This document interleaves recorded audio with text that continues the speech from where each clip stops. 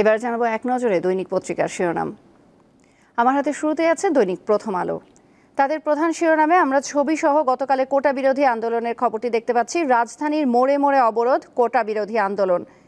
এর বাইরে প্রধানমন্ত্রীর চীন সফরের খবর আছে। গুরুত্ব পাবে ভূ রাজনীতি ও সম্পর্কের উত্তরণ, বেইজিং পৌঁছেছেন প্রধানমন্ত্রী। আরও আছে কোটা বিরোধী আন্দোলনে আইনি পথে সমাধানের জোর তৎপরতা চালাচ্ছে সরকার। এরপর আছে দৈনিক ইত্তেফাক।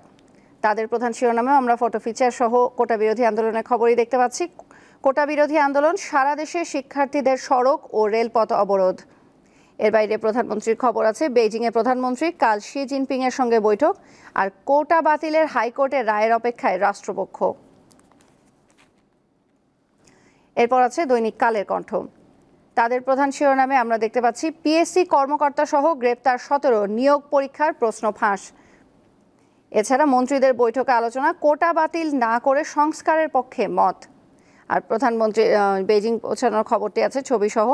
সে সাথে আছে 7 বছরে $566 কোটি দিয়েছে চীন। বেইজিংয়ে প্রধানমন্ত্রীকে লাল গালিচার সংবর্ধনা। এরপর আছে দৈনিক যুগান্তর। তাদের প্রধান শিরোনামও অনেকটা একই রকম। আমরা কোটা বিরোধী আন্দোলনের একটি বড় ফটো ফিচার দেখতে পাচ্ছি। কোটা বিরোধী আন্দোলনের সড়ক মহাসড়কে অচলাবস্থা, কঠোর আন্দোলনের প্রস্তুতি। আর আরও আছে বিসিএস পরীক্ষায় প্রশ্ন ফাঁস, পিএসসি 3 কর্মকর্তা সহ 17 জন গ্রেপ্তার। এরপর জানাবো দৈনিক সমকালের খবর। তাদের শিরোনামে আছে এবার আসছে সারা দেশে দিনভর সর্বাত্মক ব্লকেড। কোটা বিরোধী আন্দোলনের খবরটি তারা দিয়েছে ছবি সহ। জরুরি বৈঠকে 5 মন্ত্রী প্রতিমন্ত্রী, 48 ঘন্টার মধ্যে সমাধানের আশা। তারা এই কোটা বিরোধী আন্দোলনের সমস্যাটি সমাধানের আশা করছেন। এছাড়াও আছে ইসলামী ব্যাংকের ঋণ নেয়া 14 প্রতিষ্ঠানের নথি তলব। আর প্রধানমন্ত্রীর বেইজিং পৌঁছানোর খবরটি তো আছেই।